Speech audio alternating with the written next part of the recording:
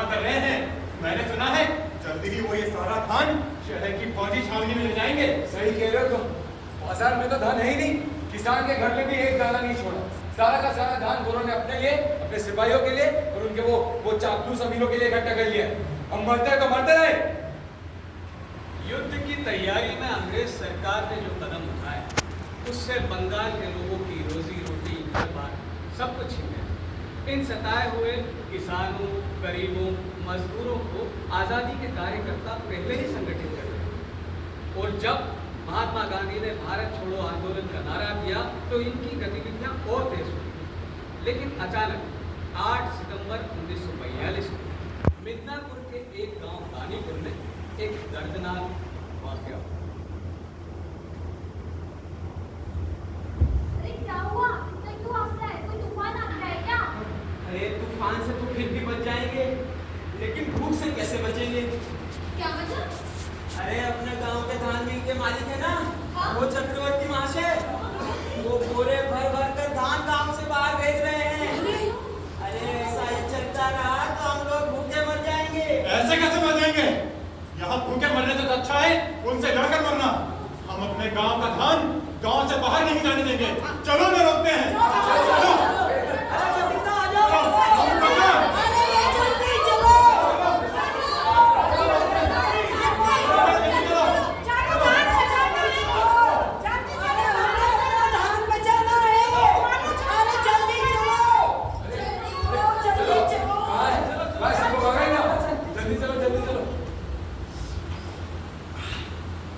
देखो इंस्पेक्टर बाबू, हमने तुमको 10,000 टका दिया और तुमने हमें सिर्फ 150 बोरी धान का जब्त करवाया। इसमें तो नुकसान है, ये कैसे चलेगा? चक्रवर्ती मशाय, आप थोड़ा ध्यान रखिए। ये तो पहली किस्त है, अभी तो शुरुआत है। जब और लाठियां चलेंगी तो किसानों का सारा धान खुद अपने आप बाहर आ जाएगा। आप फिक्र ना करें। वो तो सब ठीक है, लेकिन एक बात बताएं, जो आप ये मारपीट करते हैं ना, ये अच्छी बात नहीं है। बेचारा किसान लोग इतना मेहनत करके धान उगाता है और तुम मारपीट करता है ना, इससे हमारे दिल को बहुत कष्ट होता है।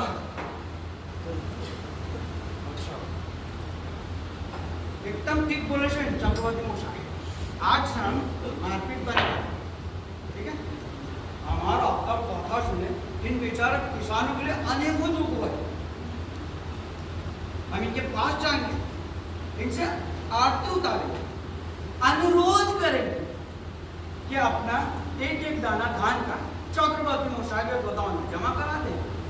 वापिस आए, जल पिए और चुपचाप सो जाए। चल रहे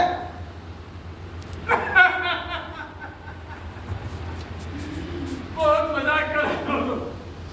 शुरुआत तो आप करते चक्रवर्ती मशाई, इस पर अंदर करवाइए। अरे ये धान के कट्टे किसने रखे हुए हैं? बैठ जाओ।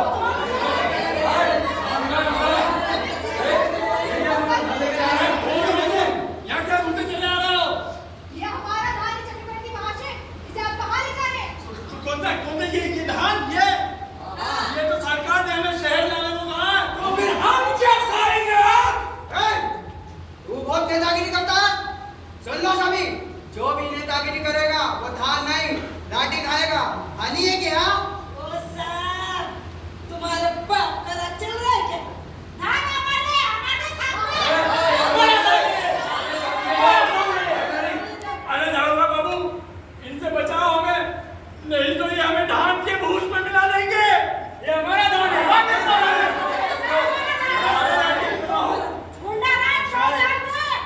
चक्रवर्ती मशाई, हजारों की भीड़ है, लाठियों से रुकेगी नहीं। और सरकारी दुनिया कितनी महंगी है आप तो जानते हैं। ये लो 1,000 टाका। अब गोली चलाओ। हम तो रिश्वत देते हैं। चक्रवर्ती महाशय, धान हमारा सुनो, पूरा 10,000 टका रखो, लेकिन इनसे बचाओ। अरे हमारा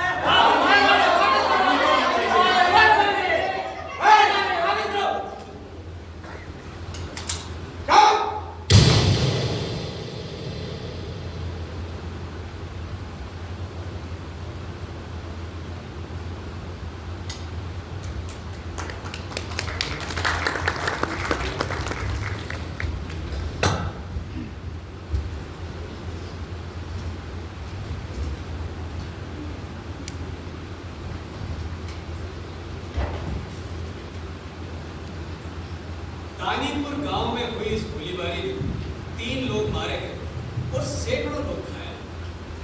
तब आजादी के कार्यकर्ताओं ने तय किया कि 29 सितंबर को विद्युत वाहिनी और भगिनी सेना दोनों एक साथ मिलकर थानों पर, सरकारी गोदामों पर, सरकारी जितने भी महकमे हैं उन सब पर कब्जा करेंगे। और उन्होंने तामलुक और कोटिया के उपमंडलों पर कब्जा कर भी लिया। इससे इलाके के लाखों लाख किसान इस आंदोलन से जुड़े। इस आंदोलन की एक अहम कड़ी थी तामलुक थाने पर कब्जा करने पहुंची भगिनी सेना की महिलाएं। एक मोर्चा था, 6000 महिलाएं एक साथ तामलुक थाने पर कब्जा करने के लिए जा रही थी और उनकी अगुवाई की थी 73 साल की मातागिनी हाजरा ने।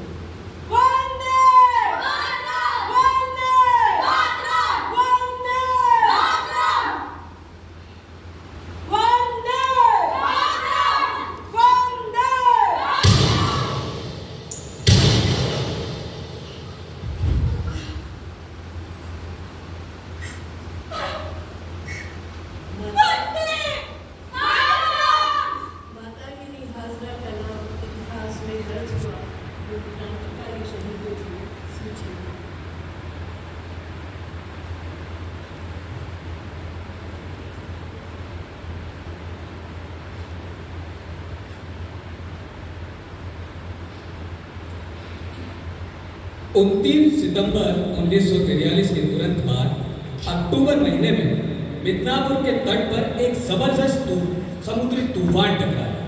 गांव, घर, खेत खलिहान सब उजड़ गया। ढोल ढंगर, माल असबाब सब पानी में बह गया। ऐसे में आज़ादी के कार्यकर्ताओं ने अपनी आक्रामक गतिविधियां रोक दी और अपनी पूरी ताकत बेबस और बेघर लोगों की मदद करने में लगा। राहत शिविर खोले, कई जिंदगियां बचाई। इसमें स्वतंत्रता सेनानियों के साथ आम गरीब जनता का जुड़ाव और भी गहरा हो गया। 17 दिसंबर 1942 के दिन मिदनापुर के बहादुर क्रांतिकारियों ने तामलुक और कोटाई उपमंडलों में समानांतर सरकार बनाई, जिसका नाम रखा ताम्रलिप्त जातीय सरकार।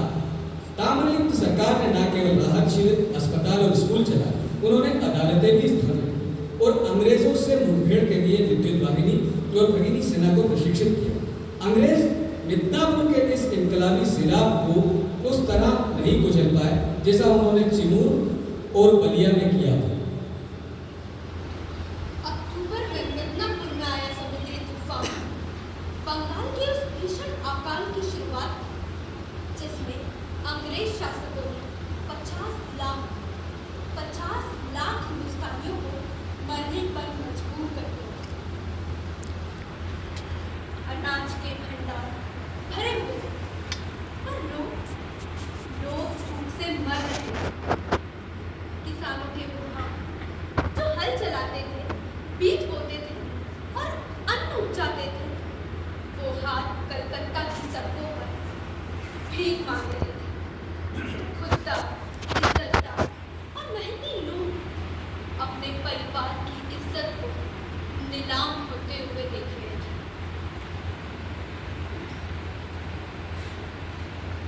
माँ भात मिलेगा क्या? माँ थोड़ा भात दे दो। माँ थोड़ा भात दे। लक्ष्मी लक्ष्मी भात नहीं तो भात का पानी ही दे दो। माँ भात नहीं तो भात का। भूखा है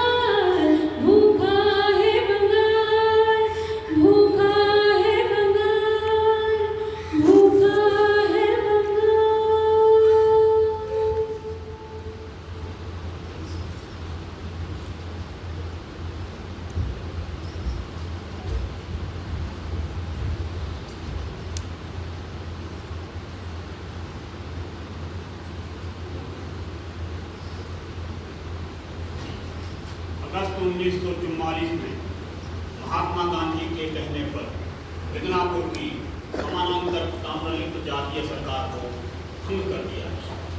सितंबर 1945 को दूसरा जर्मनी और जापान ने आत्मसमर्पण किया और इस तरह अलाइड पावर्स की जीत हुई। लेकिन हमारी आजादी की लड़ाई अभी खत्म नहीं हुई है। हमारी आजादी की लड़ाई अंग्रेजों के साथ तो है ही, लेकिन साथ ही साथ और जोर जबरदस्ती और जुल्म के खिलाफ है।